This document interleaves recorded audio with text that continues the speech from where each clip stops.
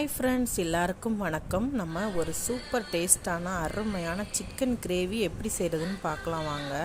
இதுக்கு நான் ஒரு 1/2 கிலோ சிக்கன் எடுத்திருக்கேன். எலும்பு கறி எல்லாம் சேர்ந்து நல்லா அலசி எடுத்து வச்சுருக்கேன். இது தாளிக்கிறதுக்கு சோம்பு, கிராம்பு, பட்டை இந்த 3 எடுத்திருக்கேன். அடுத்து பல்லாரி வெங்காயம் ஒரு 3, தக்காளி ஒரு 3 தக்காளி, ஒரு இஞ்சி ஒரு 2 துண்டு இஞ்சி எடுத்திருக்கேன். ஒரு 20 கிராம் இருக்கும். அடுத்து ஒரு முழு பல் பூண்டு, அரை மூடி தேங்காய், 10 எண்ணம் முந்திரி பருப்பு எடுத்திருக்கேன். அடுத்து மசாலா ஒரு 5 ஸ்பூன் மல்லி, 1 ஸ்பூன் ஜீரகம், அரை ஸ்பூன் மிளகு, 7-8 வத்தல், ஒரு கொத்து கருவேப்பிலை, 2 துண்டு பட்டை, கிராம்பு ஒரு 5 கிராம்பு எடுத்திருக்கேன். சோம்பு 1 டீஸ்பூன் எடுத்திருக்கேன். பட்டை இது எல்லாமே நம்ம என்ன செய்ய போகிறோம், நல்லா வறுத்து அரைச்சிக்கிட போகிறோம். கிராம்பு ஒரு 5 கிராம்பு சேர்த்துருக்குறேன். நம்ம எந்த ஒரு பொடி எதுவுமே இதில் சேர்க்கலை, எல்லாமே நம்ம வீட்டில் உள்ள மசாலா தான் ரெடி பண்ண போகிறோம். ஒரு கடாய் வச்சுக்கோங்க. இந்த கடாயில் இந்த மசாலா பொருள் எல்லாமே ஒரு 2 டீஸ்பூன் ஆயில் விட்டுக்கோங்க. ஆயில் விட்டு நல்லா மொறுன்னு வறுத்துக்கலாம். நல்லா வறுத்துக்கணும். அதாவது இந்த மசாலா நம்ம வறுக்கிறதுல தான் இந்த குழம்போட அந்த கலரே வரும். ஒரு ப்ரௌன் கலரில் நல்லா வரும். நல்லா வாசமாகவும் இருக்கும். அடுத்து தக்காளி, வெங்காயம், இஞ்சி, பூண்டு, 1 டேபிள் ஸ்பூன் எண்ணெய் ஊற்றி இதையும் நல்லா வதக்கி எடுத்து வச்சுக்கலாம். இந்த ரெண்டையுமே நம்ம பேஸ்ட்டாகவே அரைச்சிக்கிட போகிறோம்.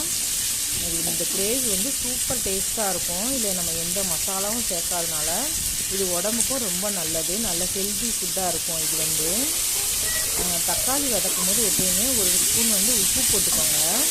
உப்பு போட்டு வதக்கும் போது சீக்கிரமாக வதங்கிடும். பாருங்கள், நல்லா வதங்கிருச்சு. வெங்காயம் கண்ணாடி பதம் வந்துருச்சு. இது நல்லா வதங்கும். இது தனியாக எடுத்து வச்சுக்கலாம். அடுத்து தேங்காய், முந்திரி பருப்பு இதையுமே லைட்டாக வறுத்துக்கலாம். ரொம்ப நேரம் வறுக்கணும்னு அவசியம் இல்லை. தேங்காய், முந்திரி பருப்பு வறுத்து இதையும் தனியாக எடுத்து வச்சுக்கலாம். அந்த தக்காளி வெங்காயத்தோடையும் சேர்த்து போட்டு அரைச்சிக்கலாம். இதை லைட்டாக வறுத்துக்கோங்க. இதோட சேர்த்து போட்டாச்சு. இப்போ நல்லா இதை பேஸ்ட்டாக அரைச்சி எடுத்து வச்சுக்கோங்க. அடுத்து ஒரு குக்கரில் ஒரு 3 டீஸ்பூன் ஆயில் விட்டுக்கோங்க. இந்த தாளிக்கிறதுக்கு சோம்பு, கிராம்பு, பட்டை, அடுத்து ஒரு கொத்து கருவேப்பிலை போட்டுக்கோங்க. கருவேப்பிலை போட்டு நல்லா வெடிச்சோடனேவே நம்ம இதில் என்ன செய்ய போகிறோம்னா, அலசி வச்சுருக்கோம்ல அந்த சிக்கனை இதில் சேர்த்துக்கிட போகிறோம். இது நல்லா வெடிக்கட்டும். வெடிச்சிருக்கு. இப்போ சிக்கனை இதில் சேர்த்துக்கலாம். சிக்கன் நல்லா இதில் லைட்டாக வதக்கிக்கோங்க. சிக்கனும் அந்த நேரம் மாறும். இந்த பச்சை வாசனை இல்லாமல் இருக்கும். கிரேவியில் ரொம்ப நல்லா டேஸ்ட்டாக வரும். குக்கரில் வைக்கும் போது இது வேலை ரொம்ப சீக்கிரமாக முடிஞ்சிடும். அடுத்து ஒரு 1/2 டீஸ்பூன் மஞ்சள்தூள் சேர்த்துக்கோங்க. சேர்த்து இந்த கறியோடையே வதக்கிக்கலாம். அடுத்து இது அந்த மசாலா பொருள் மல்லி, மிளகு, சீரகம் இருந்துச்சுல அந்த மசாலா தான் இது. அரைச்ச மசாலாவை இதில் சேர்த்து நல்லா வதக்கிக்கலாம். வாசனை கம்மன்னு சூப்பராக இருக்குங்க.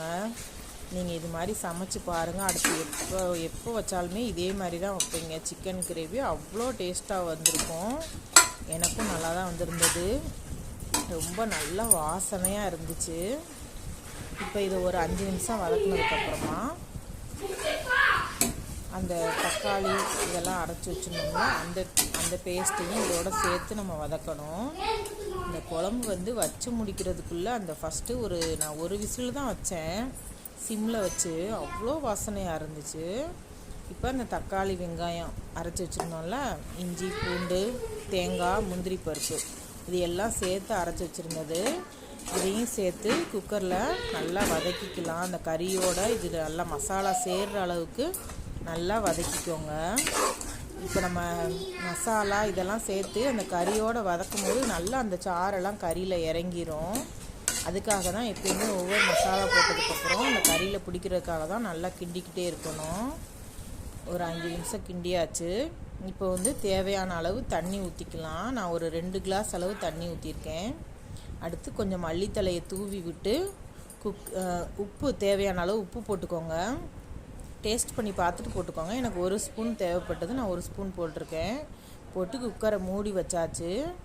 இப்போ வந்து சிம்மில் வச்சு நான் ஒரே ஒரு விசில் தான் வச்சேன். சிம்மில் வைக்கும் போது குழம்பு வந்து அந்த நல்லா ஒரு பக்குவமாகவே வேகும். அப்போ வந்து நல்லா டேஸ்ட்டாக இருக்கும்.